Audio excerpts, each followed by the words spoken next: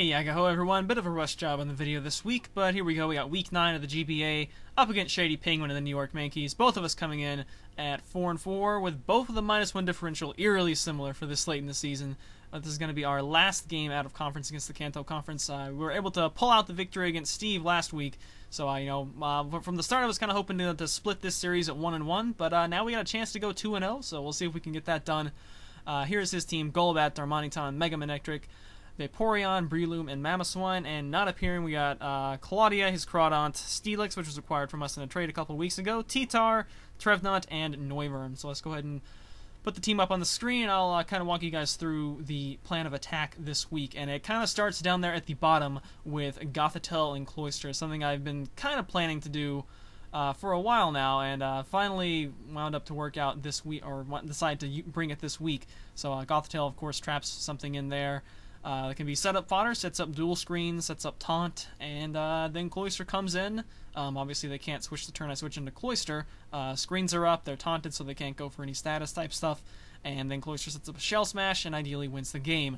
However, there's got to be stuff that happens in order for that to set up. So identifying targets that Gothitelle would want to set up on, basically it would be his 3 walls, which are Golbat, Vaporeon, and Steelix. I was first looking at Golbat with the setup fodder, and as I looked into this more and more, I realized, oh wait, this is not going to work, oh wait, this is not going to work, oh wait, this is not going to work, for a number of reasons. First off, Golbat, of course, can have U-turn, although I think he's only brought it 1 week, and I felt, he's going to see Gothitelle, surely he'll think to put U-turn on Golbat, but, we'll have to see if he does or does not. I felt like the most ideal setup fodder would probably be Vaporeon. Vaporeon and Steelix can both roar Gothitelle out, but I figured Vaporeon would be less likely to actually run it.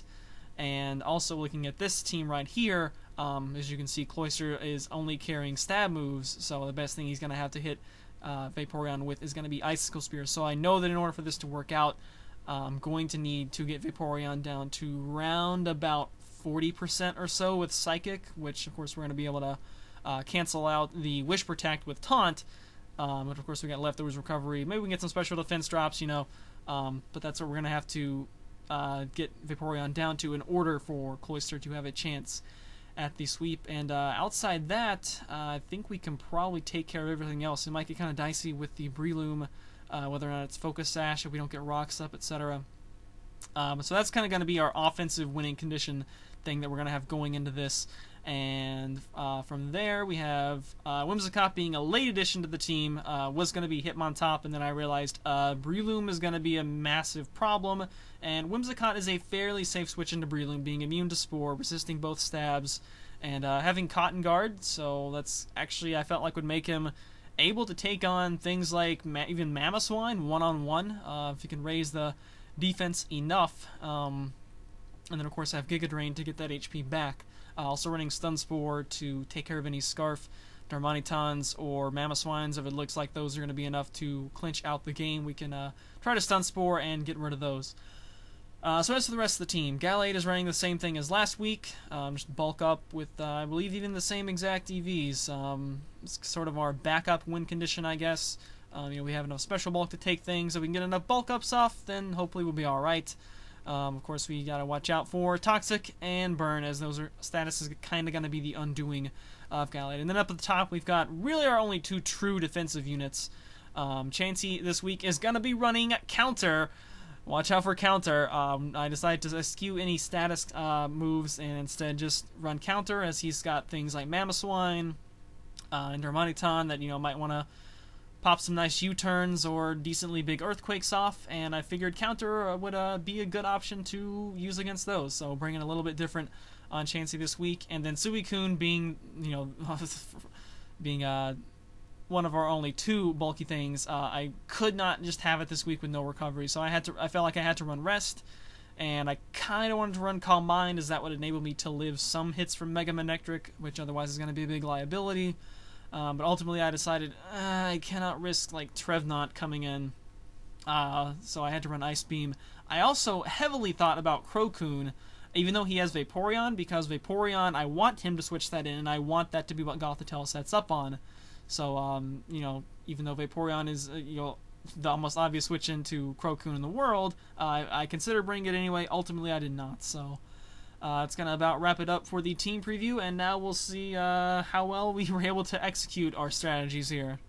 Alright, so as soon as I saw Darmanitan and did not see Trevenant, I figured Chansey would be alright to go. We could hope for a lead-off U-turn and then get a nice counter on something for some big damage. Instead, he leads out with Mega Manectric, which is also fine as it's a special attacker against my special Sponge. And we're just going to set up a nice free Stealth Rock here on the first turn as he correctly drops in to his Defogger Golbat. I check and make sure Super Fang is indeed a physical attack, so it is going to be susceptible to counter. That would be pretty nice to counter that. The trouble is I don't know when he's going to go for it, what he's going to go for this turn. Will he go straight for Defog?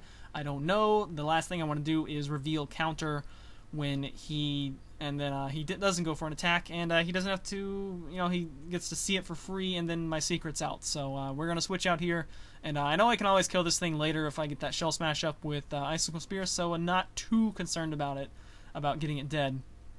But we're just going to drop in Gregor, basically just, to stall around.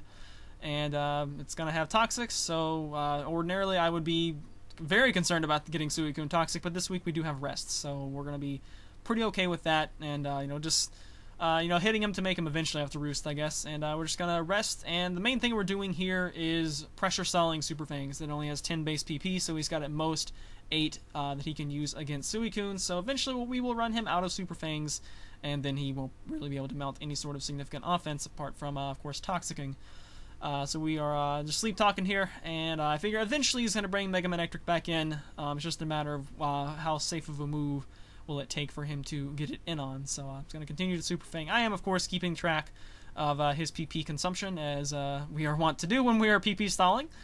And yeah, it's not too complicated right now. We're just Ice Beaming, sleep talking, all that good stuff, mostly resting and sleep talking at this point.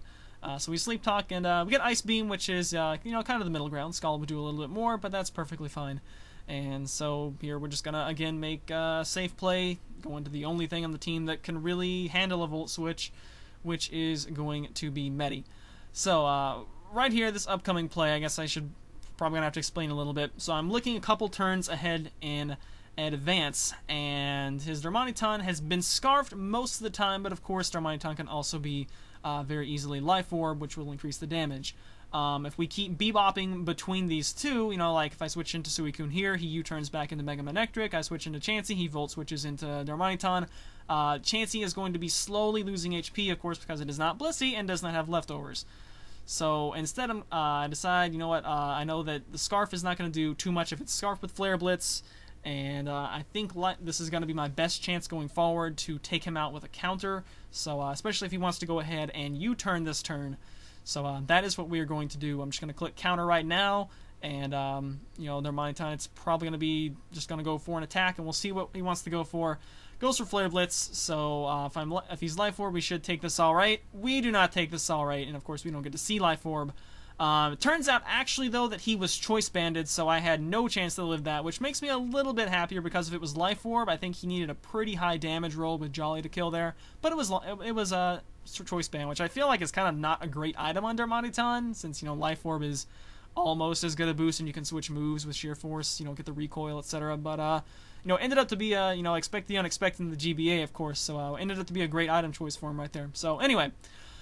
So, Coon comes back in, and I guess there was also the threat of Superpower, which for some reason didn't even cross my mind. I guess just because Flare Blitz is so ridiculously strong.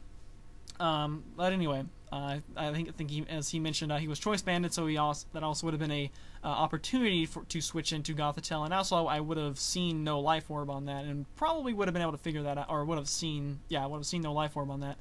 Anyway, so as Golbat is wont to do for him, it gets frozen, and I was kind of joking with myself, bantering during the battle, that now Golbat, is a Pokemon that likes to get frozen, and Golbat likes to get frozen.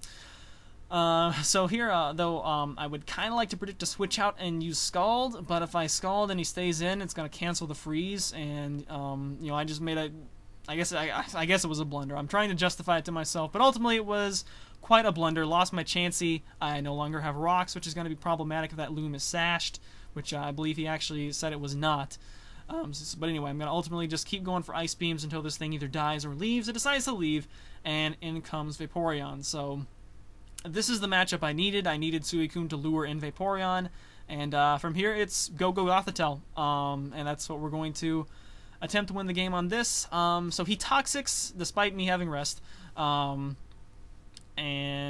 yeah, in comes Goth, and she's already Toxic, which I have Taunt, so you know, that would have been nice to block Toxics, and that right there, that Scald did way more than I needed it to. I needed Gothitelle to be able to take a lot of Scalds, and she's not going to take very many Scalds. I blame most of this on... We're going to continue to try for the setup here with Light Screen Reflect, but remember how I said I needed to get about 60%, or get Vaporeon down to about 40%? There is no way in heck that is ever going to be happening in this lifetime, not with taking that much Scald damage, not with being Toxic. So, completely botched the execution, but, this is going to be my only chance at it, looks like. I didn't bring Aroma on Bliss, and, or Enchancy's dead anyway, so why not? Let's go ahead and, I guess we'll try for it, he is not even taunted, so he is going to go for Toxic, which is going to blow away my Lum, which thankfully we do have Lum. And then, we do have Light Screen up, so it's going to end up being a, you know, I should potentially just, I guess the Shell Smashing twice is not a good idea. Lowering my defenses even more. But Icicle Spear, I do not have Rock Blast. I just decided, you know what, I'm going to need Ice Shard in case of Scarf Noivern and in case of Mach Punch at some point.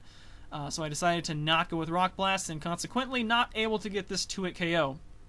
So he Scalds once, doesn't get the burn, and Scalds again, and doesn't get the burn that time. I can't be too mad about that. I did get a Freeze Hacks, and you know, it's just kind of what Scald does. But what I am a little bit sad about is this right here. Icicle Spear on the third try. Yes, of course, we're burned. Doesn't get the KO. Leaves him at 4 HP. There's so many of those hits that they could have got a little bit more damage. But not knocking out the Vaporeon is going to be huge for later. Just predict the Protector, of course, and get a second Shell Smash. Not really going to matter too much. Best will get him back down to round about half.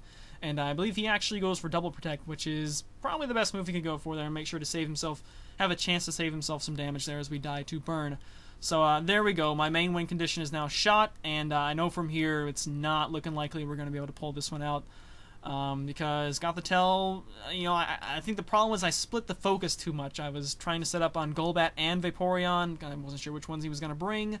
I decided to rig the EV such that I could set up on Golbat if he didn't bring Vaporeon, instead of just putting the EVs into special defense, which granted might not have helped out too much, but it would have been a little bit better anyway. So anyway, Windman's here and now, and he's going to threaten a Giga Drain that I have no intention of going through with. I'm just going to go for Moonblast and do some decent damage to this Darmanitan.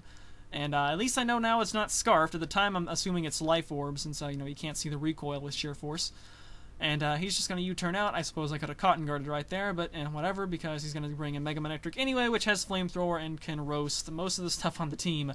We only have 3 guys left, if you noticed, and this has not gone well whatsoever. The only chance I have of killing this Mega Manectric is going to be Gallade, so I know at some point I'm likely going to have to sack off Suicune. But for whatever reason, I decide not to do that here. Later in the game, I think I will end up deciding to do that. But we have a little bit of a weird interlude that I'm not sure how this happened. In his narration, he mentioned he thought Whimsicott was Scarfed because Shady Vision, I think is what we like to call it. He doesn't notice any health items ever, including Whimsicott's obvious leftovers right there. So anyway, yeah, so he apparently thinks I'm Scarfed. And Giga Drain does literally 4 damage to Golbat, as I think I'm just going to go Moonblast there. I think I might have been able to 2-hit KO with Giga Drain, but I'm going to go Moonblast. And hilariously enough, we get a crit, and that actually kills Darmanitan, who, despite resisting both of the stabs, Whimsicott's able to pick up a KO there, so good job, Windman. And at this point, we're just really trying to shave differential. So Mamoswine comes in, and I'm pretty okay with this. As I mentioned before, I think I would actually take Whimsicott one-on-one versus Mamoswine, given that I have priority Cotton Guard. So that's what we're going to do, and get that +3 defense. Doesn't matter because he gets a crit Earthquake through it anyway. Thank goodness it wasn't a crit Icicle Spear, as he obviously predicted a switch. But that still hurt a lot, and if not for the crit, we'd be at close to full HP. So once again, he's going to play it safe and make sure he can go into Golbat, not let Mega Manectric take any unnecessary damage switching in. And so there we go. We got 2 things that Windman has been able to kill just because he's, of course, playing safe and rather than trying to extend for the 6-0 and potentially put himself in jeopardy, which isn't too bad an idea. But at one point I was definitely very concerned. This is going to be a 6-0. This is going to be absolutely awful. But right now we got it as a 4-0, and so it's a little bit of shred of dignity left from this after our plans have gone terribly awry. And so here we're going to go into Suicune and basically just sacrifice it off to what I'm actually kind of hoping is going to be a Thunderbolt, because I don't want Mega Manectric to be able to come in right away and get an Intimidate off. So thankfully he does go for Thunderbolt instead of Volt switching out. And so we go into Gallade, who is going to be able to somewhat decently well eat up a Volt Switch and then proceed to get Bulk Ups, because we're going to need Bulk Ups to handle Breloom and Mamoswine, who are remaining. So he's just going to go back into Vaporeon, however. And this is the main reason that I really needed Cloyster to take out that Vaporeon and not leave it at 4 HP. If Vaporeon was gone right now, maybe I can set up some Bulk Ups from here, and I don't know, with Drain Punches, Mamoswine and Breloom, neither of those are going to enjoy eating Drain Punches. We've got, we're actually max defense and some considerable HP, so we can, and of course we have decent special defense, being a Gallade, so if this thing had been gone, with Cloyster could have done 4 more damage.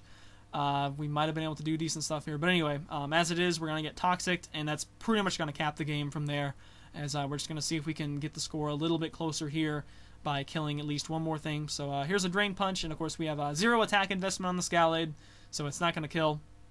I decided to knock off the leftovers the first turn to make sure he didn't get too much mileage out of his Wish Protects, and so there, of course, he's going to Protect, and we're going to predict that nicely and Bulk Up. It looks nice, but ultimately it's going to be just a matter of, can Gallade get me 1 kill, and then that's honestly about all I'm going to ask from him this week. Plans went terribly failed, and we're just kind of trying to salvage the differential. I think I might have mentioned a while back, I feel like the games where you want to try to save differential are the games where you're clearly going to be on the losing end, as opposed to trying to extend for the differential and then end up losing. You're going to take the loss anyway. At least try to play so that you can narrow it once you're quite certain that you're not going to be able to pull out the win in any such way. And if nothing else, killing things is a good thing towards getting yourself back into being able to win it. So anyway, there eventually we are able to overpower and get through the Vaporeon, which all these kills I've kind of felt like were gifts, as he just about could have just ran through the team with Mega Manectric at one point, but he actually packs Protect, the Mega Protect on Manectric to make sure he could get the Mega off, and ends up to reward him with a kill right there. And then I don't know why at some point I was assuming HP Ice. Based on seeing Protector, he actually did not have HP Ice, so Zapdos would have been pretty nice to have against this thing, but as it is, Whimsicott's going to go down, and that's going to be the game. So we get a 3-0 loss out of it, which I can't say is that bad, considering it very easily could have been a 6-0 had he played it differently. And once we do split the series with the Kanto Conference, and I actually split it completely evenly, I believe, at both being a 3-0 win and a 3-0 loss. So we're basically back where we started. And, I guess if we were going to lose this game or any of the next 5, I would have rather it been this game, since it is, of course, a non-conference game. It's going to be our last non-conference game. The rest are all going to be within the Johto Conference. So, moving on to Pokemon of the game, I'm going to give it to his Vaporeon, for all the reasons you see there on your screen. Completely put the kibosh on my plans with Gothitelle. Part of that was I switched her into Toxic. I potentially could have taken it with Suicune and then switched into Gothitelle and probably not a Toxic, but I was also very afraid that he would then proceed to switch out and then be on red alert that, hey, he wants to switch Gothitelle into Vaporeon and trap it. But besides that, just the poor EV, I guess potentially not poor, but they had a divided focus. I had it fast enough to outspeed Golbat in case he did not bring Vaporeon, which wasn't a common thing for him to bring, so that's why I thought he's more likely to bring Golbat than Vaporeon. So those are the odds I played, and then I kind of geared my EVs more towards beating Golbat and kind of took Vaporeon for granted, when no, I should have invested in special defense if Vaporeon was indeed the thing that I wanted to use for my setup fodder, and I paid the price for it. So Gothitelle, didn't completely ruin the plans, though. We were still able to get up both screens, and the taunt ended up to wear off, but then we actually got to die and drop in Cloyster for free, so that was kind of one turn that we got back that Cloyster did not have to take a hit. And Cloyster actually, I think, could have still pulled it off, as we did have a Shell Smash up, and we would have been able to 3-hit KO the Vaporeon. It looks like we ate the Toxic, and that burned away the Lumberry. The Lumberry there, of course, specifically for Scald Burns. Potentially, we also got a setup on Trevenant had he brought that. That was the thing I was thinking about if we wanted to just go straight for a Will-O-Wisp as opposed to a Horn Leech, which would have been more likely anyway. But blowing away the Lumberry with a Toxic and then getting the Scald Burn, which even at the time I said, I can't be too mad about that. It's just kind of what Scald does. And I did get the freeze on the Golbat earlier, although I would much rather have traded that for a not getting the Scald Burn, believe me. As by that point, I think we might have actually been able to sweep at that point. If he doesn't get that burn, Vaporeon goes down. He's got Scarf Mamoswine, which is going to be able to hit me, but with Reflect Up and, of course, Cloyster's got base 180 defense, I think we can probably take it and kill it with a Razor Shell. We've got Ice Shard for his Breloom, which ended up to be Life Orb. And then I think Icicle Spear takes care of pretty much everything left, either Icicle Spear or Razor Shell for the case of the Darmanitan. So I think Cloyster could have had at that point if not for that clutch burn. Let me know if you guys see it differently, if I'm missing something. But then not only does Cloyster not get the sweep, he leaves it at 4 HP. If Cloyster is able to get this Vaporeon out of the way, it's not there to Toxic Gallade. And, I can't say for sure because, of course, things might have played out differently. That's the trouble with trying to Theriumon stuff. But without Toxic there, if I can get Sacrifice Suicune to the Mega Manectric at some point, I can come in, pull a Bulk Up. At that point, he's got mostly physical attackers left. Hopefully between our max defense and very high HP and Bulk Ups and Drain Punches, we can survive those. He had the Loom, which he hasn't run Swords Dance on, I believe, and the Mamo was just Scarfed. It wasn't a damage boosting item. Neither of those things really want to take a Drain Punch anyway. And then, of course, Mega Manectric, probably not able to knock out Gallade with anything, barring a Flamethrower burn. So, Cloyster, if you could have done 4 more damage with all your 15 hits of Icicle Spear, we could have possibly won this game. But I did get a crit Icicle Spear at some point, too. So I guess I can't complain too much about that. But, so that's going to be that. Anyway, so a new kind of segment here. I say kind of because, I'm a little bit of a rush on this video, so I don't have the graphics prepared, but I will next week. Last week against Magnitude, I talked about preparation, execution, and reaction, so that's something I kind of wanted to harp on and kind of self-evaluate every week for how well we did in all 3 of those things. And I'm just going to go over them briefly for this game, and the plan is to have you guys evaluate me as well and tell me if you agree, disagree, on what grades you would assess. So preparation, I'm going to say is a B this week. I like that we came in with a goal in mind and knowing what we needed to do to achieve that goal. And also that, I didn't just come in and say, oh, this is good, let's go with it. I did do further research and decide this is going to be a problem. This is going to be a problem, made some adjustments to how I was going to have to tweak it and whatnot in order to get that goal achieved. But then the problem comes in the form of execution, which is just going to straight get an F. We did not play this very well at all. Maybe getting some prior damage on Vaporeon would have been ideal. I suppose I have to put part of this into preparation too, since I really should have known that Scald was going to kick Gothitail's butt like it did. But yeah, it was just terrible execution of the strategy we planned. So that's going to get an F. Reaction, I'm going to give a C this week. Not great, but not terrible. We had Chansey go down early, really, which was a big blow. We had the plan fall apart with the Cloyster burn, and we didn't completely throw in the towel at that point, so I can't give it too low of a grade. So I'm going to go with C. So preparation B, execution F, and reaction C. So that's what I'm going to do for the self-assessment this week. Again, in the future I'll have some graphics and whatnot for that, but for this week we'll have to make do with that. Alright, next week, I kind of can't help but feel like it's the season on this game right here, as we do not get a second chance at Swagaliff and the Pittsburgh Steelix, who come in at 6-3, plus 13, kind of dwarfing our 4-5 and -4. It's only a 2-game difference in the record, but it's 17 points of differential difference, so not only that, this is currently the number 3 and number 4 team in the Johto Conference you're looking at right here. So right now, if we're taking anyone's playoff spot, if we're going to make that push, then it's going to be Joe's, and you can see that's going to be a big gap for us to make up. But we can get it started this week by picking off a win from them, adding a loss to their column, and a win to ours at the same time. As for the rest of the season going forward, we do play Tom again, who's currently #1 in the Johto Conference, as well as Nexus and Kyle, who have muchly improved their rosters. We also play the only team we haven't played yet in conference besides the Steelix, which is the Nidokings. So that's kind of our roadmap ahead of us. I think if we have Coach of the Year honors in the GBA, I think Joe would probably be the front runner for that right now. You can look at his roster, and even with a couple trades, still not the most stacked thing in terms of big threats.